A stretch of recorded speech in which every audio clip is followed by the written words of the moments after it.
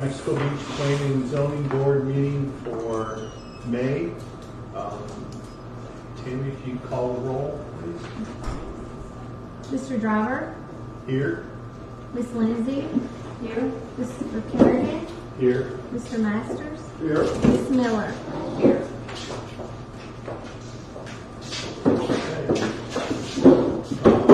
In our packet, we have minutes from previous meetings, which we appreciate the city's effort to get those caught up. I met with Tammy and went over a couple small grammatical changes, which she has. I've looked at them, didn't really see any glaring changes, but open it up to the board to any comments they have on the previous minutes or a motion to accept them if there are no comments. Quite a few of them there. I'll look over with no comments. We've always got the video record also, if anything were to come up or any questions.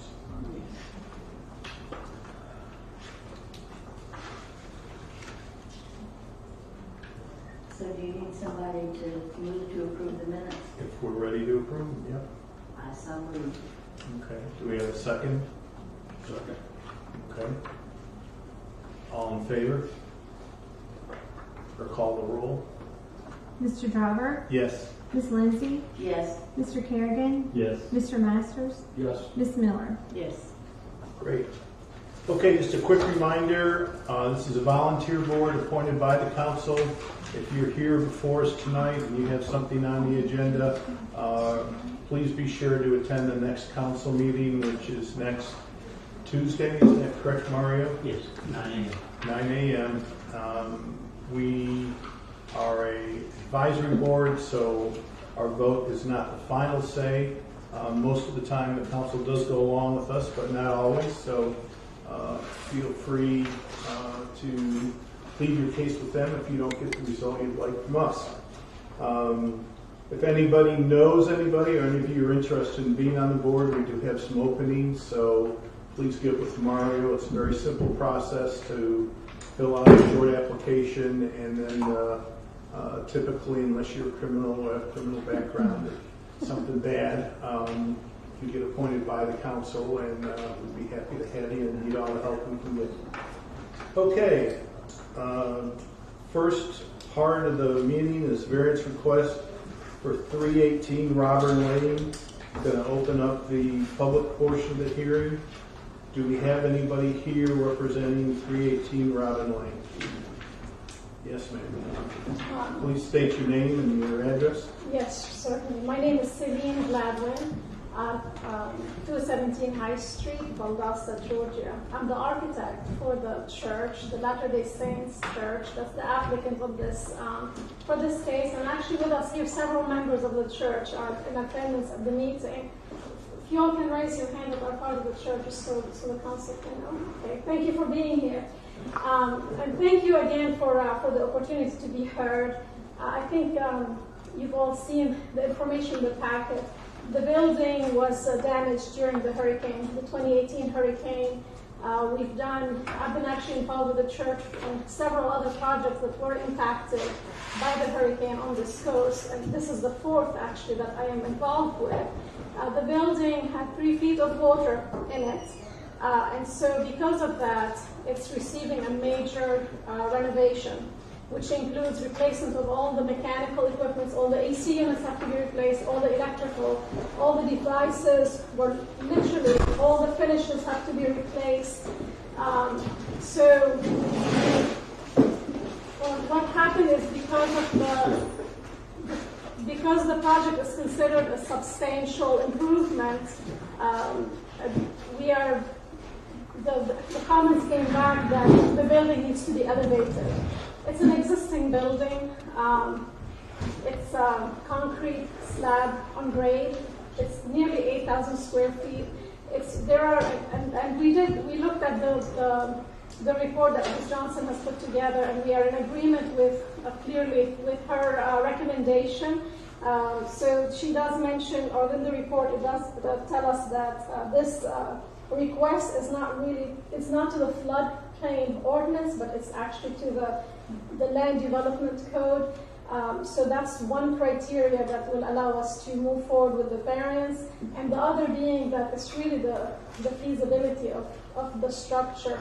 So that when the code gives us an exception on that, where it's technically infeasible to actually do to meet the requirement. So in order to elevate the building, you literally have to demolish its interior to elevate it.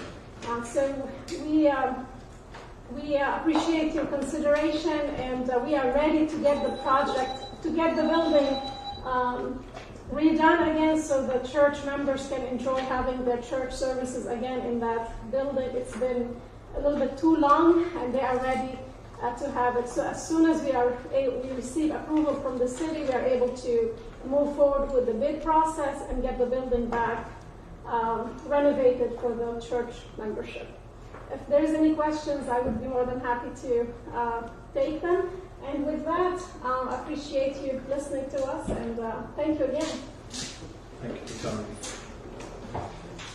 Anybody else have any comments on 318 Robert Lane? Okay, I'm going to close the public portion of the meeting and move it up to the board. Gina, can you give us some background on this? It's more than 50% damaged, correct? Yes, yeah. What kicked this in was because it's a substantial improvement. So it's over 50% damaged. I did a really horrible job of trying to explain this in my write-up here. So let me try to do a little bit better job. The required elevation is 13.5. The finished floor elevation is 12.5. And those elevations have come from the Land Development Code. Our December changes to our floodplain ordinance took the elevation requirement in the shaded X out of the floodplain and put it into the stormwater. So there's two sections of the LDR. One's stormwater, one's floodplain. Now the elevation requirement is in the stormwater section for shaded X only. So this variance is to that portion of the Land Development Code. So it's the structure of the church is a foot low. So their options are to dry floodproof or get a variance, and that's what they're here for. So this variance is only for one portion of the LDR. Is that what you said? There was two. It's for the stormwater portion, which is where the elevations are set for the shaded X and the X flood zones. And it's okay with the other side? With the other? Well, only because there's no elevation set in the floodplain ordinance, the floodplain portion of the LDR. There's no elevation set for this flood zone. Okay, but if we approve for the floodplain, then they can build back and they're ready to go, right? Well, it's not a floodplain. I mean, if we approve this variance. If you approve the variance, they could remodel the structure as it sits. Yes. Yes. Without dry floodproofing. So my question is, have they explored dry floodproofing? I mean, why not do that? I understand it would be difficult to. It's a cost. It's a cost thing. The way I understand it. What is the cost? Have you explored that? We have explored that. I don't have the number specifically on the flood proofing but what that involves is literally every window and every entrance will require in front of it like a screen, if you will, like steel barricade, if you will, up to a certain height, 4 feet height. And so it's simply it's not just the aesthetics of it, it's also the cost involved.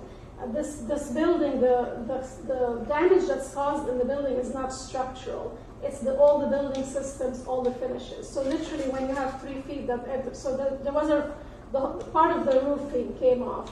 The water filled the building 3 feet. So what happened is all of the electrical has to be redone. Like you literally cannot run power there. It's a risk. So all of the AC units which are sitting outside the building have to be replaced. And removing, so what we did, as soon as the hurricane hit, Once the water came out, we removed the mud, and all of the finishes had to be pulled just to dry the framing, just to save the structure. So the damage is not the structure actually held extremely well.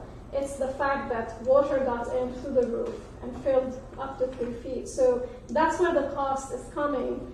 What we are trying to do is just simply put the building back like it used to be. Okay, so you don't have any cost figures for what it would cost to do the dry flood proofing? By itself, no, I don't have that number on its own. Well, since that is an option that would not require, that would be more in compliance with what we're trying to do here, it seems like that option should be explored. That's my opinion. The aesthetics of it was really not an option that it's not something that we would like to see at the building. It's literally putting up panels in front of all the windows. And there are, that's what that is.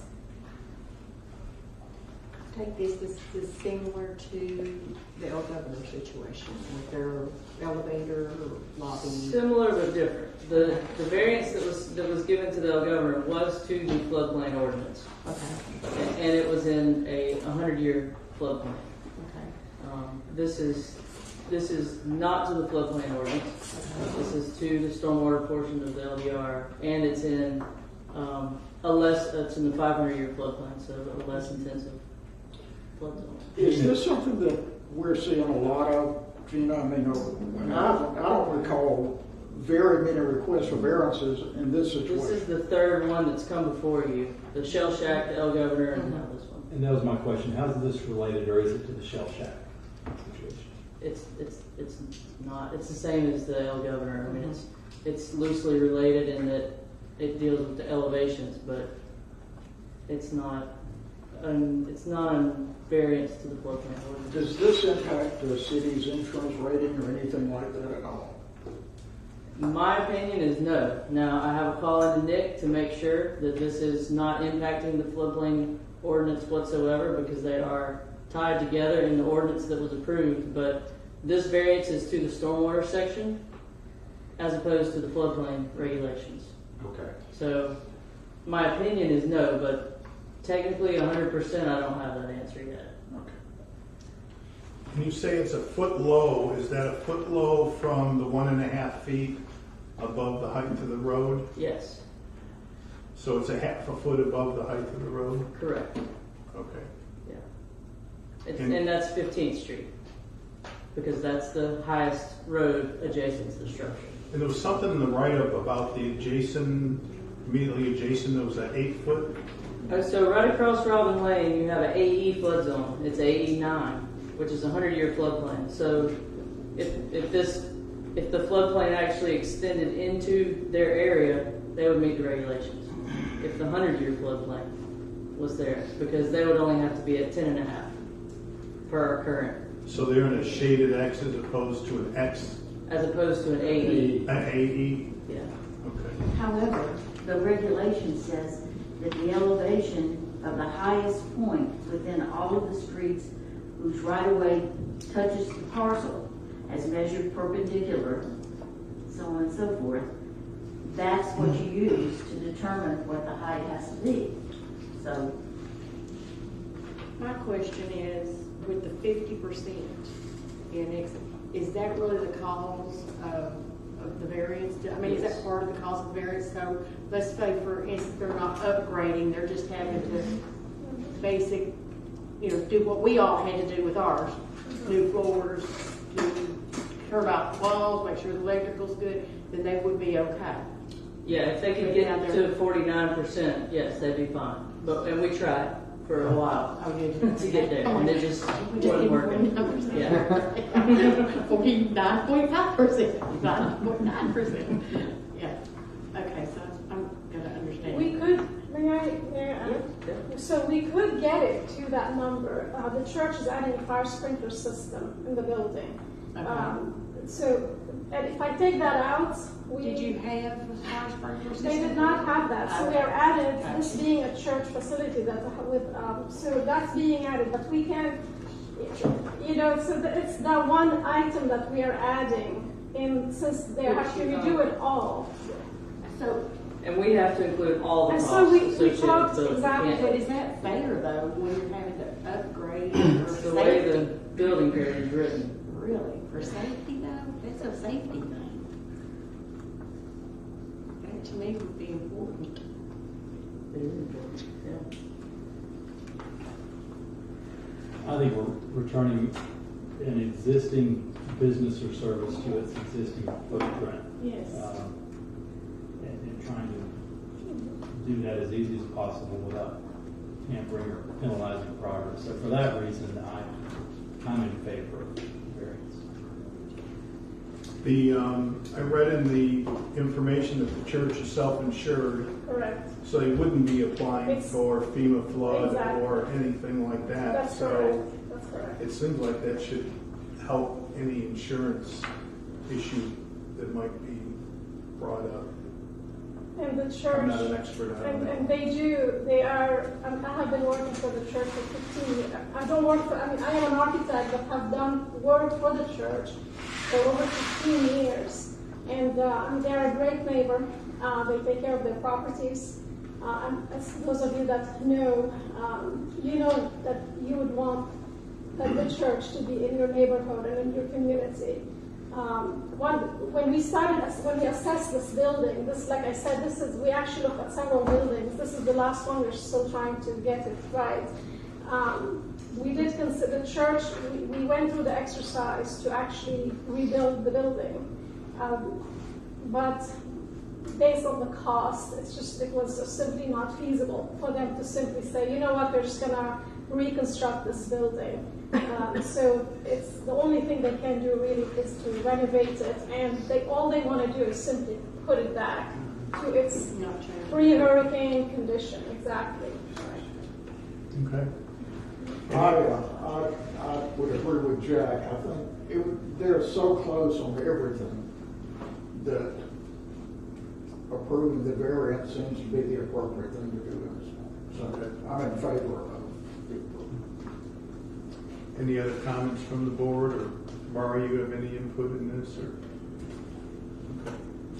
All right, do we have a motion, one way or the other? I'll make a motion to approve the variance as written. Okay, do we have a second? Okay. Call a roll when you're ready. Mr. Driver, Yes.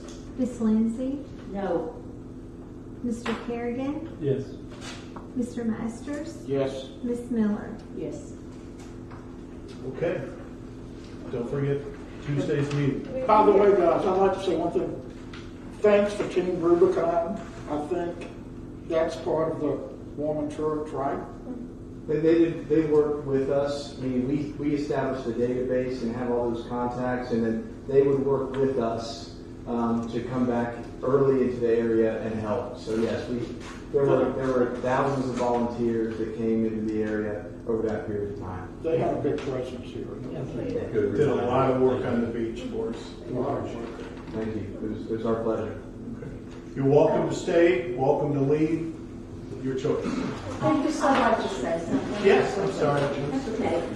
But, you know, we've had these things come forward, and dry flood proofing is an answer that would still support what our requirements are. And no one that has asked for a variance have ever come here with a cost analysis of what that would involve.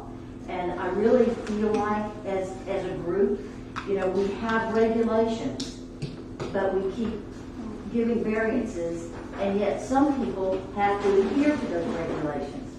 And I feel like it's unfair to enforce them sometimes and not all the time.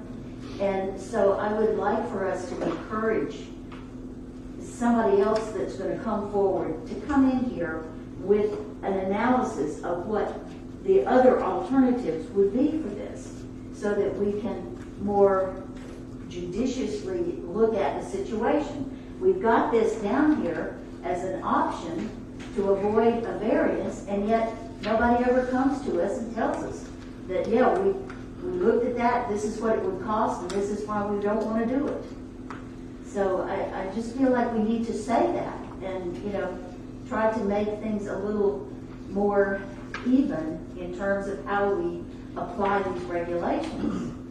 Okay, I think that's a good point. Gina, could you just have us some information on that if we do get in one more? Yeah, I can make that a requirement. Okay, Yeah. that'd be great. And I would suggest before you get to the council meeting to have that information. We actually do, and I apologize if I don't have it here with me, and I don't want to give the wrong information Okay. on it. If you would get, just for our information, if you would get that to Gina, and then Gina can let us know in the next meeting, just so we know, educate us as we go forward. Okay? Great, Thank you. thank you so much for taking your time. It will take a minute if we want to start to. Thank you. 1 minute.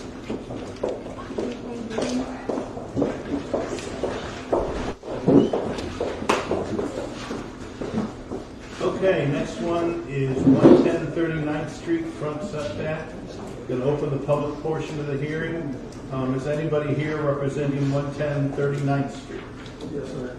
Okay, state your name and your address. I'm Brooks Hayes with B&L Construction. I'm the general contractor for the permit for that project. And this is Keith Airways, the actual owner of the residence. I live in Blocktown, so I'm a little bit up the road, but this is Keith's home, and so I wanted to come by and kind of explain a little bit of where we had the issue with the various requests that we have. And I'll let you want to see, I printed off. I wanted to kind of show how We can share them if you don't have. I wanted to kind of share how I got in this position, and I guess you guys might already have some of this probably as well. But it might be a little bit easier to see. You got it blown up a little bit better. But because when we put in for our building permit, we turned everything in, and there was, Gina had a couple of comments. One of them was the front porch. We had a fence that was over the setback, and so she made a note of that. So we went ahead and addressed that right away. We gave up that fence and got on our setback, so that wasn't an issue. And then also, Keith also wanted to have a little garden shed in the back. That was in the setback as well. So we decided instead of doing that, we deleted that because we were worried about how that aesthetic was going to be being so much closer to the house. Instead, we decided to devote some space inside for his tools that he was going to have. That way we could comply. So we're trying to be rule followers here. We wanted to illustrate that first. On the front page, you can kind of see this is what we first turned into, Gina, and I clouded how our front stairs were shown to be inside of the setback and not be an issue. So we thought we were golden there. We thought we were good. We were going to be inside the setback. But once we started laying out those steps, and we had to take into consideration the height of everything. I think there was a little bit of a dimension bust with our architectural drawings, and we're actually 2 steps over that setback, about 18 to 20 inches about is what I would say. So, What are these steps constructed out of wood? yes, sir, wood, and then it's got a composite decking on top of it with a welded aluminum handrail with a cable on it. Very nice, decorative. So we wanted to kind of keep with that aesthetic. The last page of Oh, okay. So that picture is during construction. We've actually got the landscaping done and everything else, but we kind of wanted to show you those bottom 2 steps that you see in that picture are an issue. They are over that setback, and we're asking for either permission for a variance or some type of direction on what we need to do to address that issue. Gina, did anybody, why don't you just cut the 2 front steps off and replace with permeable pavers? We got you can put permeable pavers down, right? And that's it. If I was putting a driveway in and I wanted to put pavers down, I could do that. Yes, yes, you can. Why don't you just cut the steps off and put pavers down? Well, you still have to create stairs. I mean, you can't just jump off the end. No, I'm talking about replace the steps with pavers. Still have the height issue. Yeah. It's the height issue. What is that height gonna be? If it's two It's steps, about 14 inches. 14 inches, see, that's a Little- little much. 15 inches. Nothing over 6. Yeah. Is what we used to say. Yeah. I'm not understanding this here. Why can't you take some form of pavers, Gina, and just put them there and make them look nice and do 2 steps? Well, Stack them up. it's because they're vertical. If they were just on the ground, flat on the ground like a driveway, then that'd be fine. Find some pavers that you can stack. But But they're still in the setback and they're still off the ground. it can't be any higher than 6 inches. Okay, I'm just thinking here, but I mean, So it could be concrete, it could be pavers, it could be tires, but it's still elevated. So did y'all come down so far, make the platform out and take your steps the other way? Well, there'd be a pretty good cost impact, to be honest with you, but also at the same time, the aesthetics of having, you know, a welcoming stair going up into his home is what was desired there. Is this one story or he's only has the? There's 2 more stories there, so he went, because of the setbacks, we went more vertical with his residence to gain the space.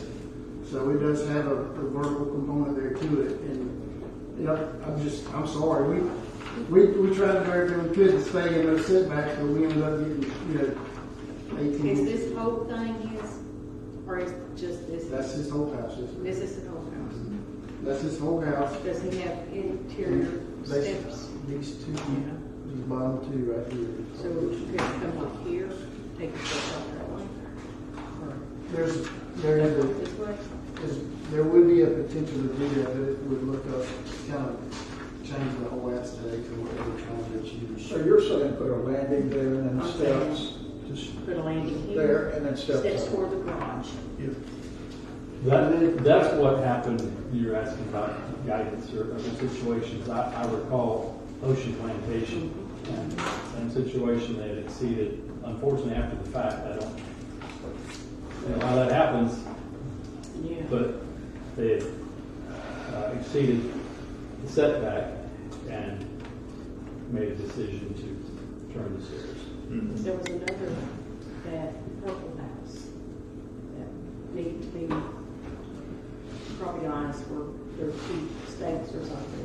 Yeah, well, that was on 30. They had to adjust their steps, and I talked to the man after it was all approved and everything, he had to move the steps.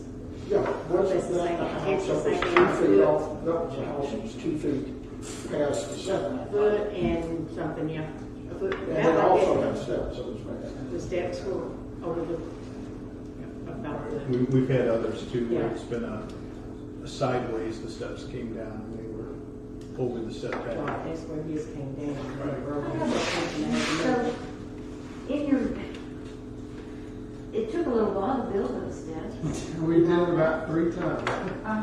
And so when was it that you discovered that you were 2 steps over the line? Well, to be honest, we didn't discover it until we were done and did our survey, because we thought we had that addressed before. You know, when we had our comments from Gina, we addressed them and we got to town. And then when we got the survey, we're like, oh. Gina, did the city measure the setbacks on this house? I think that's what happens now, right? Yes, yeah, and I went out and measured them, and when I measured it, I said, hey, where's your survey? Because I hope I'm wrong on this situation, but it turns out it was in setback. But like you're saying, we go out on the front end now and do the setback measurements, but we wouldn't have caught this because the stairs wouldn't have been built. You would have called the slab if We would it have caught were. the slab, but we wouldn't have caught the stairs. So it's new construction, the stairs weren't there before. Yes, ma'am. Yes, sir. Okay. This is a brand new house. So, you know, I wasn't sure what all the code says as far as what can be in the setback, whether there's nothing vertical at all, or is the overhangs allowed. I wasn't sure, could we overhang the stairs where, you know, they can lever over? I wasn't sure if that's an option. I'm just trying to wrap my brain to think outside the box. We turned somebody requested the cantilever deck, or remember that house down there on 40, Yep, on the canal road? Yeah, Canal Road, the pilot house. yeah. Yeah. Wow. After it was gonna go over the property. There have been several stair issues and decks that have come before you. And elevators. And Yes, you know. Lisa? Over the past 10 years, there's probably been a dozen or more cases of overreach like this and stairs and elevators and other stuff. And you've always come up with the criteria of you can move it to the side.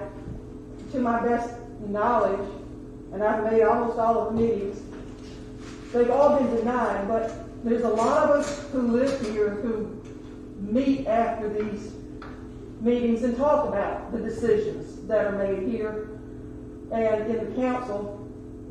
Oh, I can't breathe. And we always come up with the same question. Why is it that architects and the construction guys can't follow the same rules that all the rest of us have to? There should not be these mistakes made. I know that mistakes are made, but these people are professionals. They should be able to figure these things out before they do it. And those of us who live here who have had many variance requests come in front of the P&Z board and the council, we can't figure that out. So it doesn't seem like, well, gee, I misfigured, I miscalculated, so I'd rather ask for forgiveness. That's just not an acceptable answer to those of us who live here. So just keep that in mind. Okay. Anybody else have any comments on this before we close the public portion? Okay, up to the board. The board's already made some comments. Does anybody have any questions for the Or builder? didn't we discuss a while back about the things like air conditioning units and all sitting in the setback? What was decided? What did we talk about? Those were approved. Air conditioning units were approved to be in setbacks. What else was approved? That's it. Nothing else. Just if you got a unit sitting on a pad, it was okay. Or elevated. Or elevator. Yeah. Okay. So, is the overhangs, are they part of the setbacks, or they're not? The roof overhangs are not. Your roof overhang can be in the setback if it's uniform around the house. So if you're trying to cantilever something over the setback, that's been against the rules. Okay. If I put an air conditioning unit out on Road 7, it'd be okay. Yeah, if you put an air conditioning unit on a platform in the setback, that's okay. Oh. That doesn't really make a lot of sense, but that's the way it is. Most of the time, we were thinking of the side setback when we Yeah. discussed that. Okay, the fence here in the picture looks like it's even or forward of the stairs. Is that just the angle of the photo? It's right there with it too. So the fence is in the setback also? We can move the fence. I don't have a problem moving the fence. Okay. But the fence is allowed in front. I mean, the fence can be even closer to the road, right? Oh, You can have a 4 foot high. 3 fence. foot high. Yeah, 3 foot higher. It's really kind of part of the house, and it's not like a fence, like you would fence in your Enclosure. yard. I mean, it's pretty. It's part of the house. It's like a courtyard. It's a decorative courtyard. Yeah.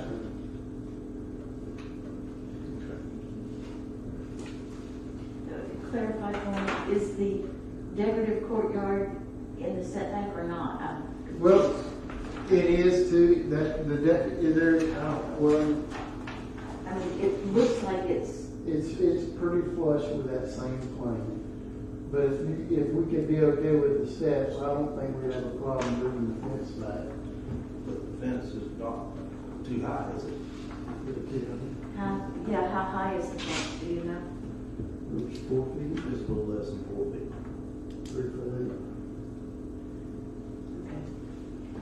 That's, a different issue. I just was a little confused. To answer your question too, ma'am, is as a contractor, I do run into step issues all the time, and it is not as simple as it seems to get those right. And I'm not trying to defend myself or architects or anything else, but I would say half the time I've run into an issue with the steps. If the run on the steps were less and the steps were steeper, it would have fit. It would have fit, but I would have busted the Florida building code, because I can only have a riser 7 3/4 inches tall. That's the highest riser I can have. So I was, at that point, boxed into a gym. So, other than the cost of putting a platform and taking the steps another way, it can be done. As best Betty says, it's really, it's not. Aesthetics are free. This is front door, yes, ma'am. This is front door. Brooks, Mark? could you raise the elevation of the ground out in front of the house? Raise your elevation 14 inches where your landing is your. Which ward we're in Yeah. But you've already got sidewalk poured and all like that. According to this picture, you've got I that. got Bernie's papers for yes, place, yes, rather than the others in place. So your point is essentially creates landscaping of, you know, a hill, a rise. Don't take the stairs to the ground, take the ground to the stairs. Yeah, take ground. Yeah. That could be a potential option, but there would be some concern. There was also, Gina was very careful about showing how our runoff goes on that piece of property. There would be a little bit of concern that it would force it back. Underneath that stair, he has a door going into the interior. There'd be a little bit of concern there that. So you could potentially get some backwash on the back side of the stairs if you brought the ground up. I think so. Yes, sir. Make like a three-sided swimming pool with it. Yes, sir. Especially with the decorative corridor there, it could potentially attract somewhere there. Okay, thank you. Do we have a motion? It's a beautiful home, and I wish this mistake hadn't been made, but consistent with others, I don't think you can allow this when other owners, you've told them they have to turn their stairs or there's clear precedent for this, unfortunately. Yeah, In it my is. I opinion. mean, it's for 1.5 feet stairs. I just, I'd like to say just, it's okay. But since they have an option to put a landing and turn it or bring the land up, Okay. Is there a motion? Another question, y'all talking about this really definitely on the fence. And it's gonna be on the property line too. Are those not allowed to be over the setbacks, I mean? Property line setbacks? Gina? Fences over the setback? Yeah. Yeah, fences are allowed in the setback, Okay. but now, I don't know a lot about the fence regulations because it's code Yeah, enforcement. it's really deals with three that. feet But I think in front it's of the 3 feet house. in the front, It is. yeah. So if that's, So that that would would- have to be cut down technically. If it's in the setback, or moved back 1.62 feet. Comply. Well, I would like to make a motion that the variance request for 110 39th Street North be denied. Okay. We have a second? Second. Okay. When you're ready, Tammy? Mr. Driver, Yes. Miss Lindsay, Yes. Mr. Kerrigan, Yes. Mr. Masters, Yes. Miss Miller. Yes. And this is one step that still goes before the city, right? and don't forget, guys, you go to city council and Yeah.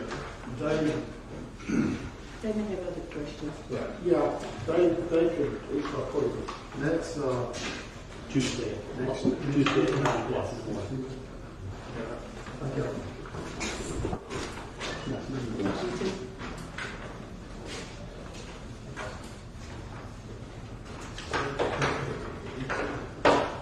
one is 228 Kim Cove lot split. I'm going to open the public hearing portion. Do we have anybody representing 228 Kim Cove? Okay. No one been recognized. Gina, can you give us a overview? This is two platted lots that have been shown on the tax rolls and on the property appraiser's website as one lot for years. They would like to sell one of them now, so they're coming to get a request the lot split. Technically, the legal description is not going to change one way or the other. It's lots. The other lots. There's two lots. Are the same, or what these two lots would be split, is that Correct, yeah. That's what Going back to the original one. There you go. And you have some dimensions in here, 75 by 115. Will that be the resulting size of each of the lots? Yes, each of the lots. Yeah, they're wanting to go back to their originally platted form. Which matches the rest of the Yes. subdivisions. Okay. Okay. I'm going to close the public portion of the meeting and of the variance. Do we have any board comments? Any questions? Or is this one of these situations that you guys will be able to take care of? Yes. I think that's coming up later in the meeting. Well, as long as it's going back to the original. I think that's how that ordinance reads, I'm not sure. It's two items further down. That's what I thought. Okay. Do we have a motion on this one? I move that we approve this. How do I say it? I move that we approve this lot split. Okay. Do we have a second? Second.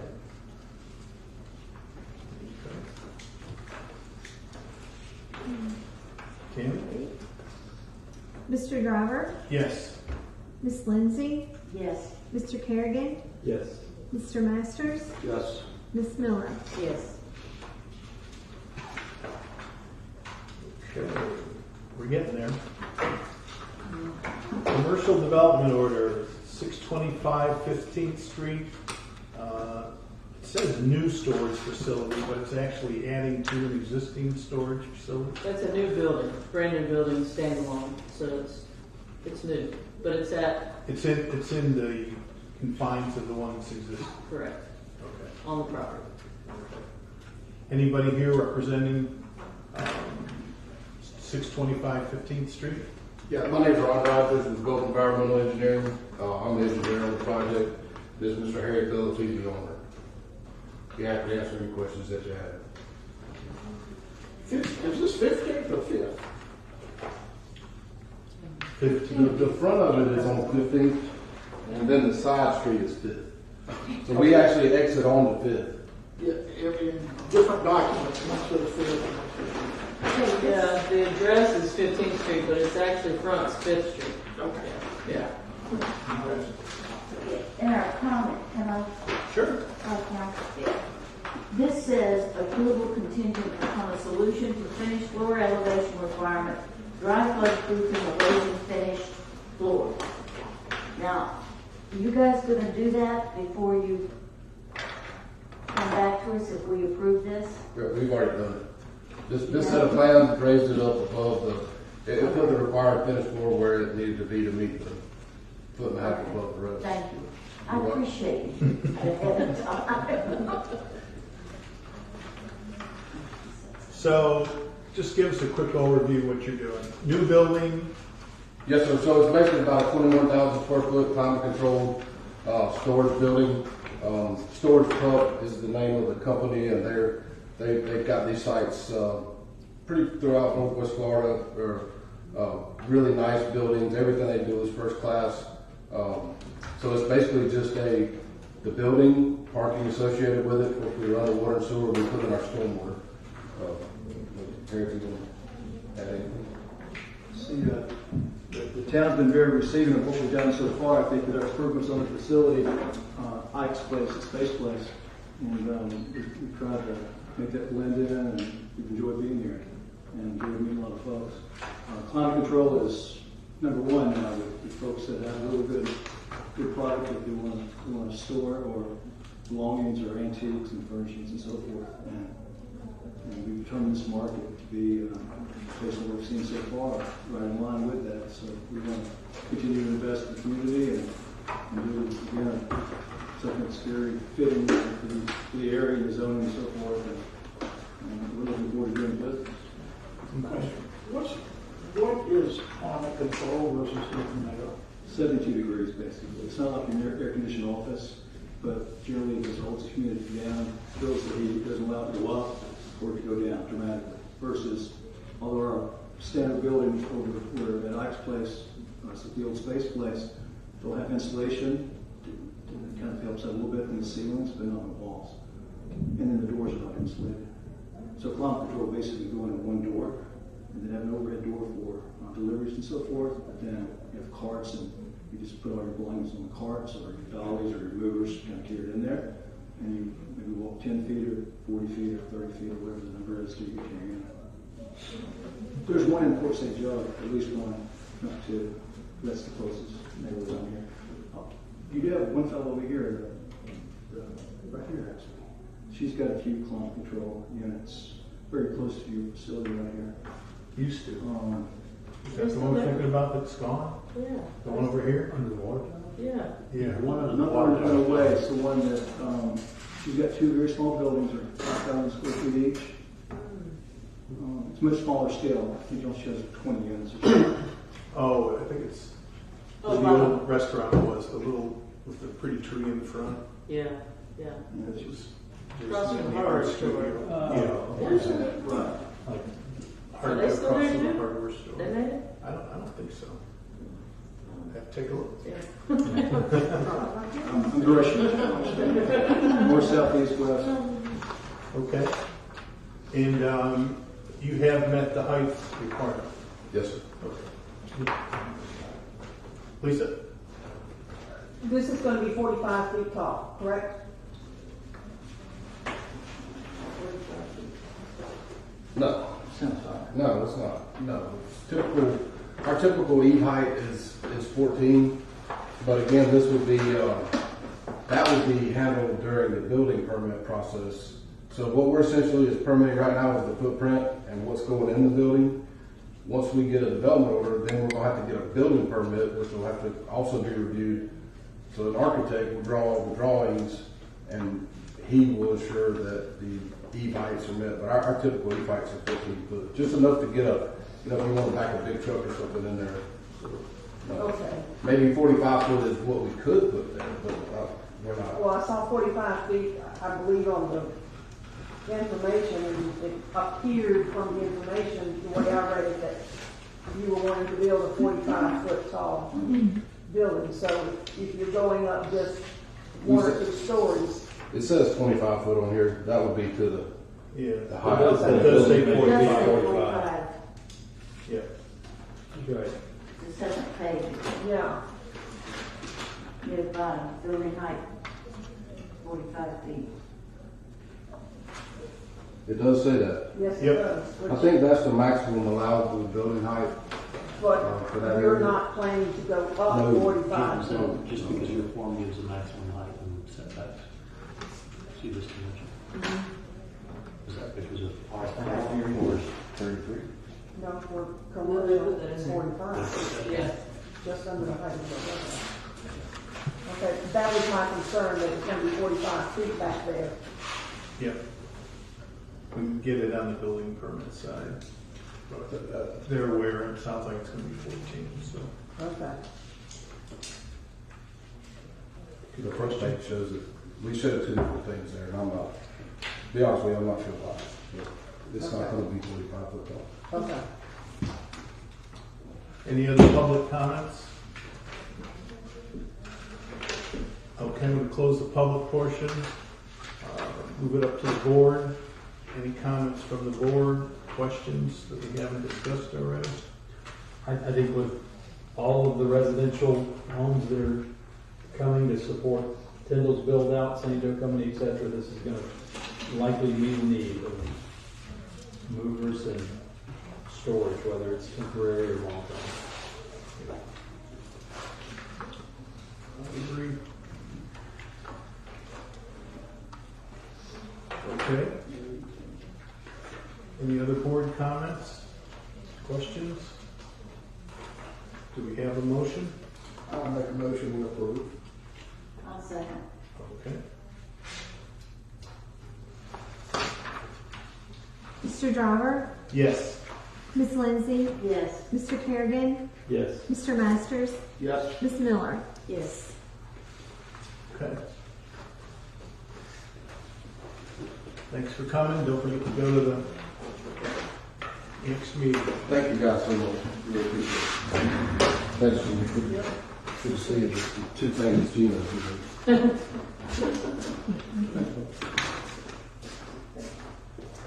Okay, next one's ordinance 761. Mara, I'm gonna let you run with this. It doesn't look like Gina's territory. She has had a part of this, and she would like to take it off of her work list, because if we can improve this stuff at the staff level where it doesn't have to come to y'all, it will save a lot of time, a lot of effort, and some people some costs. So again, if it's relatively straightforward and they're combining lots and you're not combining over a certain amount, again, the details are in here. It allows staff to approve it. If it's separating lots and it's only going back to pre-platted lots, it allows staff to do those. And then there is some method process type things that Nick cleaned up. But again, it's basically making it consistent with how we've been doing things. Yes. It's what we've been talking about for a while. What would happen if somebody wanted to split a lot and that lot was wanted to be outside of the scope of what's around it? Like in this, It would then come to you. it would. So if it markedly changes from, Again, if it wasn't already two pieces like this, and they just wanted to take another slice of this, and it wasn't equal to what it was before, it automatically comes to you. Okay. So what do we need to do with this? This is for y'all to, again, recommend approval to the council or not, so So it's in the land development. I recommend we, Okay. In the form of a motion? yes, I move that we recommend approval to the council for this ordinance. I think it's a great idea. Second? So, Okay. Mr. Driver? Yes. Ms. Lindsay? Yes. Mr. Kerrigan? yes. Mr. Masters? yes, Ms. Miller? Yes. Okay, ordinance 762. And in this one, it allows the city to actually hire a special master and pay them. The way that our land development code reads right now, it has to be a free person, and it's quite often a little harder to get. So in this particular case, if you and the council approve, we can go out and actually hire someone to provide these would services. this person have to be a citizen of Mexico Beach, or would you just hire somebody that does this or that may have expertise? Again, right now, Nick is looking at 3 lawyers. And I think one lives in Port St. Joe, one lives in Panama City, and I think the other might be in Tallahassee. How often would these meetings be held? There's nothing set in stone. I can't imagine that it would be ever more than once a month. But typically, once you go through this process enough, it shouldn't happen once or twice a year. I mean, right now we're doing a lot of cleanup and a lot of buildings and trying to push people to do things. So it's going to be a little more often right now, but in the future it won't be very often. And those meetings are publicly Yes. announced on the agenda, on the website, as to the time and date. But there's no set, there isn't any one set time and date. I think this is an important one because we are trying to get these vacant buildings cleaned up, and when it comes to impasse, this is one way to move forward, is to do the process and the ramifications that we have before us to do it. So I think in the past we've been very fortunate not to have to pay anything, but time's money, and if we're trying to get somebody that's good to help us, I don't think it's unreasonable. Has there been any compensation dollars? I saw travel and things like that. Is there any kind of, is that up to the board? Is that up to? That'll be up to the council. Okay. So this is just to make it not free. Correct. Right. Okay. This allows us to pay for it.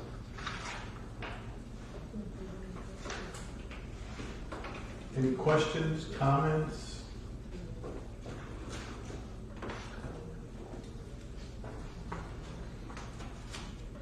Okay. Do we have a motion? Have we had a special master other than the one that? Yes, there's always on and off been somebody, but not the same person for a long time. And their job, he said there was going to be 3 lawyers. Is that common to have a lawyer that is? Yes, it's usually somebody with a legal background. Okay. Because basically it's a, help me on this, Mario, it's a It's judgment thing, yeah. They're Two making parties a that come judgment based on before. rules, and they need to have a strong enough understanding of rules to know how to make a judgment. Right. And the most recent one was a retired attorney, right? Yeah.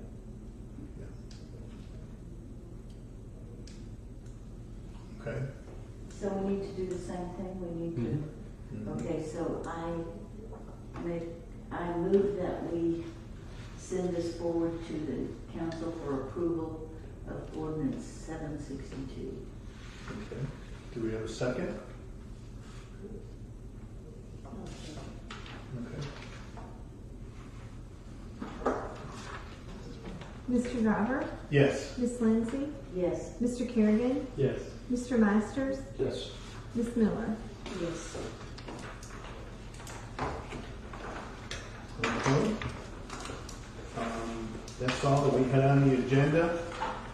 Does anybody have anything else they'd like to bring up, either the public or the board? Any comments? I don't know.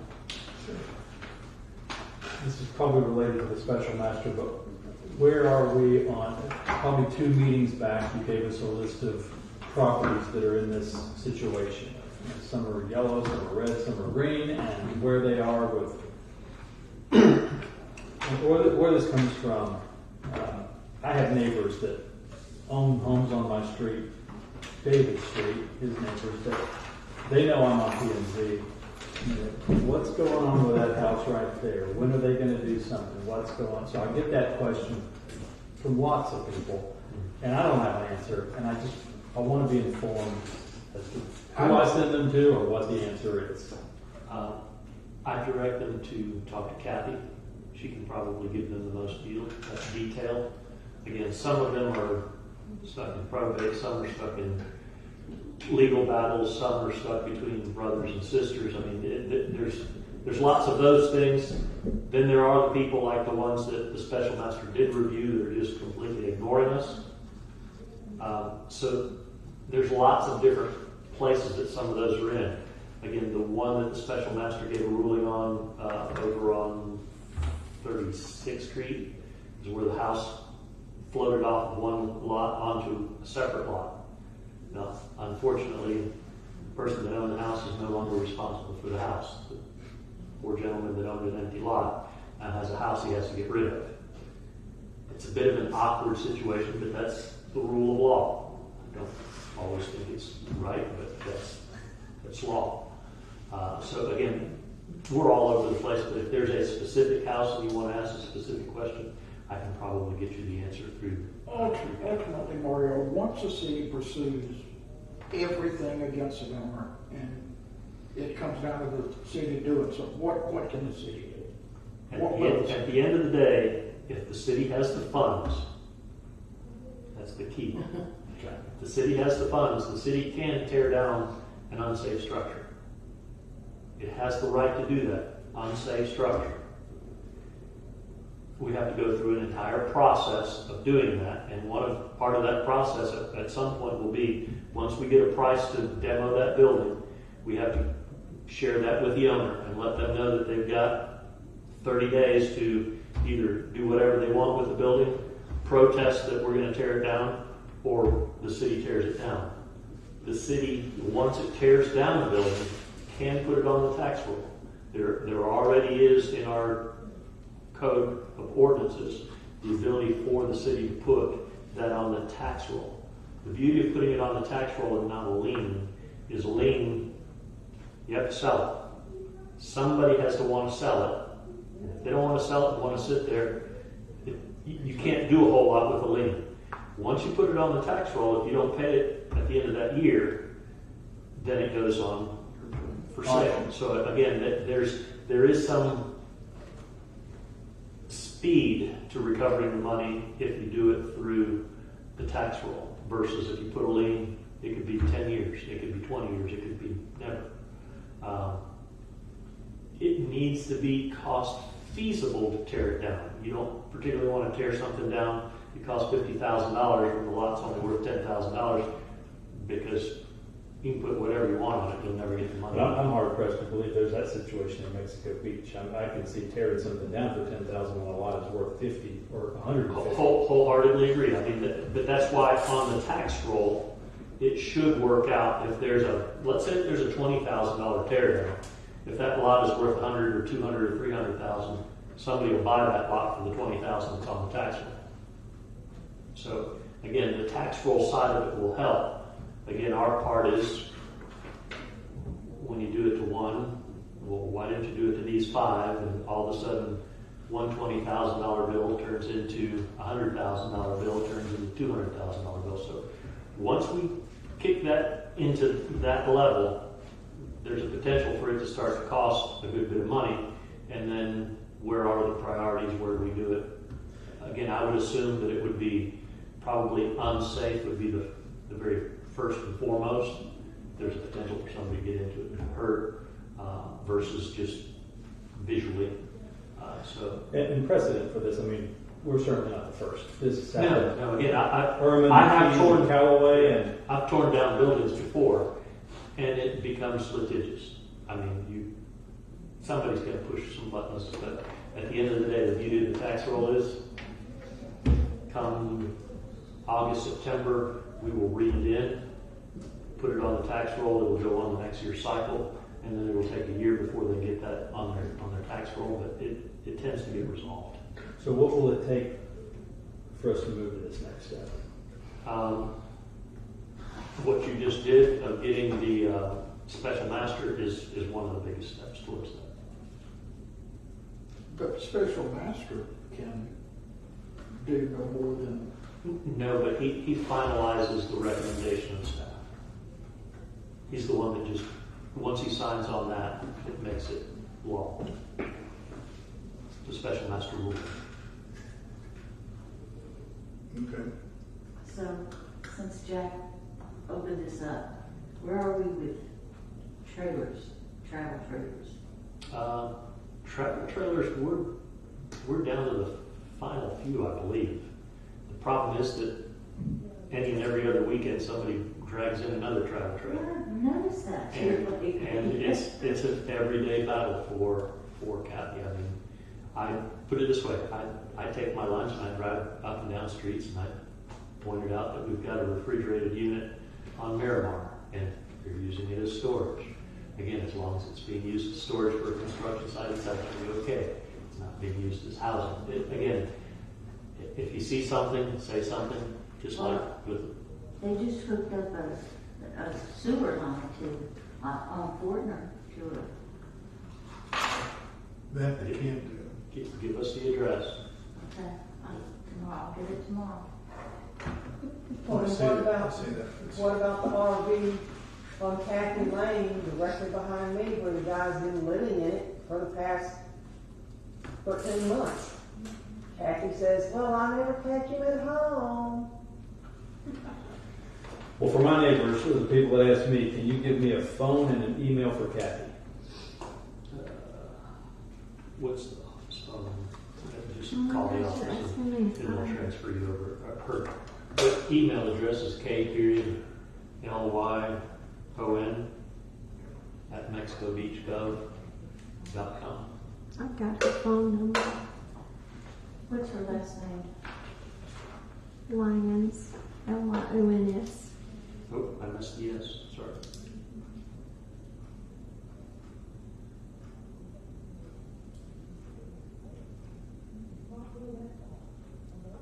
Her phone number. I'm sorry, I have a personal phone number. I'm sorry, I do not have. Okay. I'm not going to That's give the you one we up. need. And that's why I didn't give it to you. I have her personal Things will really start to change. Repeat the email address then. Is it K or is it C? It's K. K, Mhm. period, LYONS at Mexico Beach, all words, GOV.com.